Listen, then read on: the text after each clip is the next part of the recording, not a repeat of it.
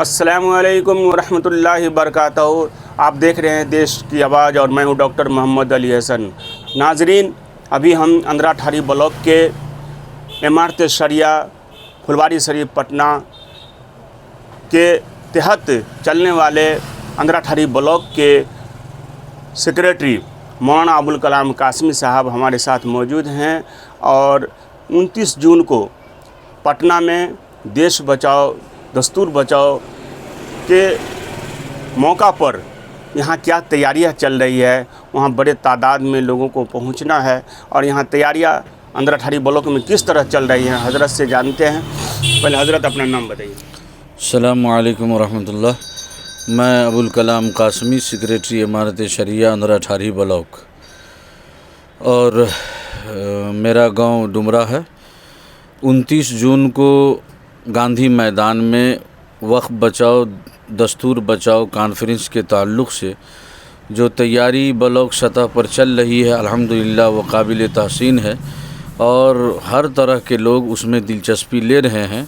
इंशाअल्लाह बहुत बड़ी तादाद में लोग यहाँ से गांधी मैदान पटना पहुँचेंगे। हज़रत, इसकी तैयारियाँ अपने अंधराठारी ब्लॉक में पंचायती सतह पर किस तरह से चल रही है? क्या कमेटी आप लोगों ने बनाई है? कितने बसें जाएंगी, कितने लोग यहाँ से जाएंगे? पूरी जानकारी दीजिए, चूँकि आप यहाँ सेक्रेटरी हैं, पूरी जायज़ा लिए हैं तकरीबन हर एक पंचायत का। पिछले महीना पटना में एक मीटिंग हुई थी ज़िम्मेदारान की, जिसमें हमारी शिरकत हुई थी। उसके बाद चूँकि बकरीद का मौका आ गया तो बकरीद के मुत्तसिलन मदरसा फलाहुल मुस्लिमीन में तमाम ज़िम्मेदारों की एक बैठक हुई और बैठक होने के बाद वहाँ से प्रोग्राम की तरतीब बनी है। तो उसके बाद से मुस्तकिल अब तक काजी इमदादुल्लाह साहब कासमी, काजी शरीयत मदरसा फलाहुल मुस्लिमीन गुआ पोखर भगवारा, वो बार बार यहाँ तशरीफ़ ला रहे हैं और जगह जगह मस्जिदों में मीटिंगें कर रहे हैं। लोगों में बेदारी आ रही है। तकरीबन अभी तक 15-20 मीटिंगें हो चुकी हैं इस ब्लॉक के अंदर। हर गांव से अच्छा रिस्पांस मिला। कम से कम 100, 150, 200 तक अफराद हर गांव से उस प्रोग्राम में शामिल होंगे। मतलब जुड़ रहे हैं? जी, जुड़ रहे हैं और उस प्रोग्राम में शामिल होंगे। हर एक की फहरिस्त तैयार की जा रही है। बसों और 4 व्हीलर की तादाद लिख करके वो मरकज़ को भेजा जा रहा है। हर जगह एक कमेटी बनाई गई। कमेटी वाले बहुत ही मुतहर्रिक हैं, फ़ाल हैं। वो अपनी ज़िम्मेदारी शबो रोज़ मेहनत करके अदा कर रहे हैं। मधुबनी ज़िला में 21 ब्लॉक है, अंधराठारी भी एक ब्लॉक है। इस ब्लॉक से आप मतलब और ब्लॉक के बनिस्बत कितनी तादाद में यहाँ से लोग जाएंगे? अंधराठारी ब्लॉक में डॉक्टर साहब 18 पंचायत हैं। हर पंचायत में बड़ी बड़ी मस्जिदें 2 हैं, कहीं कहीं 4 हैं। तो हर बड़ी मस्जिदों में हम लोगों ने मीटिंगें की हैं अल्हम्दुलिल्लाह। और तमाम लोग उस प्रोग्राम के लिए दिलचस्पी ही नहीं ले रहे हैं, बल्कि ये अपने लिए जीने और मरने के तौर पर देख रहे हैं कि अगर ये कानून खुदा न खास्ता नाफिज जिस तरह से हुकूमत करना चाह रही है और ये लागू हो गया तो फिर हमारे लिए बहुत मुश्किलें खड़ी हो जाएंगी। इसीलिए लोग बहुत दिलचस्पी के साथ इस अभियान से और इस मुहिम से जुड़ रहे हैं और बड़ी तादाद में इंशाअल्लाह गांधी मैदान को भरेंगे इंशाअल्लाह। आप ये अभी जो वक्फ एक्ट बन गया और उसके सिलसिले में पूरी जानकारी अभी आप और भी विस्तार से देंगे, क्योंकि पूरी तरह से लोग अभी समझ नहीं रहा है। बहुत सारे लोग हैं गांव के देहात के लोग जो पूरी तरह से जानकारी नहीं है कि वक्फ एक्ट क्या है, हम लोगों के लिए कौन सा एक्ट बन गया। थोड़ा उसके बारे में आप खुलासा कीजिए, क्योंकि पूरी जानकारी आपके पास है। पूरी जानकारी आप दीजिए ताकि देही इलाके के लोगों को पूरी जानकारी मिले।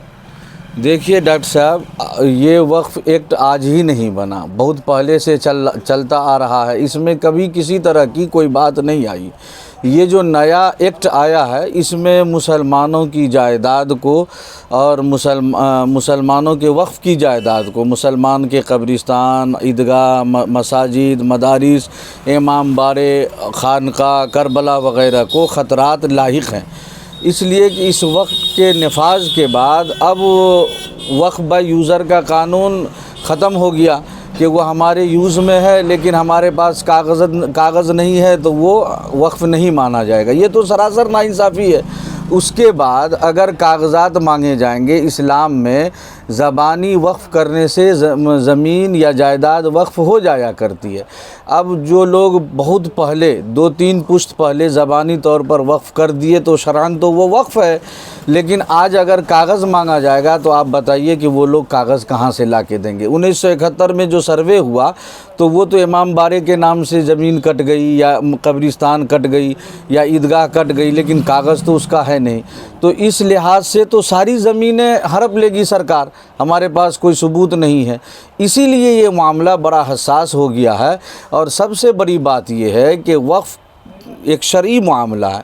इस कानून को नाफिज करने के लिए ज़रूरी था कि जो दीन के स्कॉलर्स हैं, दीन के बड़े ज़िम्मेदार हैं, उन लोगों को कमेटी में शामिल करके और उनकी राय ले करके उनकी राय को अहमियत दी जाती, लेकिन ऐसा नहीं हुआ। जो जैसे मन में आया वैसे कर लिया गया।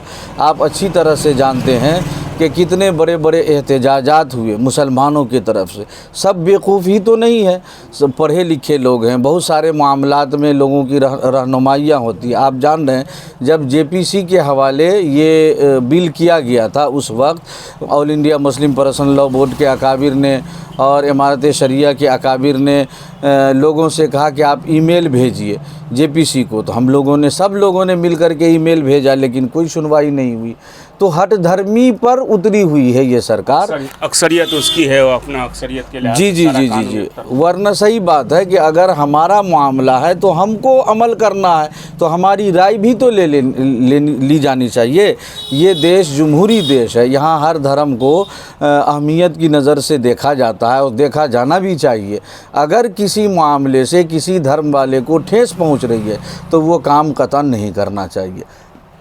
मैं तो यही गुजारिश करूंगा कि अमीर शरीयत हज़रत मौलाना अहमद वली फैसल रहमानी ज़ीदा मजदूह की आवाज़ पर 29 जून को बहुत बड़ी तादाद में लोग सब कुछ छोड़ छाड़ करके गांधी मैदान को पहुँचें और गांधी मैदान ही नहीं पूरे पटना को पाट दें और एक बहुत बड़ा जन सैलाब वहाँ लेकर के जाएं, ताकि लोग देखें कि मुसलमान के सफ़ में कोई इख्तिलाफ़ नहीं है। मुसलमान इज्तिमाइयत के साथ अपने मसलक के साथ और अपने शायर इस्लाम के साथ खड़े हैं। तो दोस्तों, आप सुन रहे थे मौलाना अबुल कलाम कासमी साहब से। 29 जून को जो एतवार का दिन है, उस दिन हम लोगों को बिहार, उड़ीसा, झारखंड और बंगाल, ये 3 सूबा के लोग वहाँ पहुँचेंगे। हम सब को भी हज़रत अमीर शरीयत मौलाना अहमद अली फैसल रहमानी के हुक्म पर वहाँ पर पहुँच जाना है और वहाँ पर अपनी आवाज़ को बुलंद करनी है, हमारी अक्सरियत को वहाँ दिखलानी है, ताकि सरकार तक ये पैगाम पहुँचे। आप सुन रहे थे हज़रत मौलाना अबुल कलाम कासमी।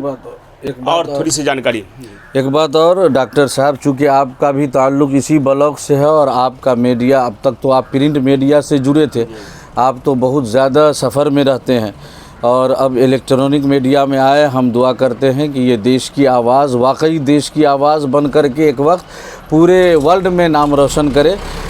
इस ब्लॉग के होने के नाते से मैं आपके चैनल के वास्ते से लोगों से एक गुजारिश करना चाहता हूँ कि जहाँ जो कमेटी बनी हुई है और कमेटी को जो ज़िम्मेदारी दी गई है, वो ज़िम्मेदारी बखूबी निभाएं। 23 से 24 तारीख तक हर हाल में अपनी रिपोर्ट पेश कर दें और जहाँ मीटिंग न हो सकी किसी मसरूफियत की वजह से या और किसी दीगर सबब की वजह से, तो वहाँ ज़रूर आपस में लोग बेदार हो जाएं, जाने वाले की फहरिस्त तैयार कर लें, गाड़ी का नज़्म कर लें और ये रिपोर्ट ज़िम्मेदार तक पहुँचा दें ताकि इंतज़ाम करने में सहूलत हो। जी, आज 22 तारीख हो गया और 29 तारीख को गांधी मैदान में हम सबों को जमा होना है। जैसा कि हजरत बता रहे थे, जहां कहीं पर भी जिस पंचायत में कुछ कमज़ोरी है, अभी भी हम लोगों को बेदार होने की ज़रूरत है और बेदारी का सबूत पेश कीजिए और मुत्तहिद होकर के सभी लोग पटना के गांधी मैदान को भर देना है। यही पैगाम को लेकर के हजरत मौलाना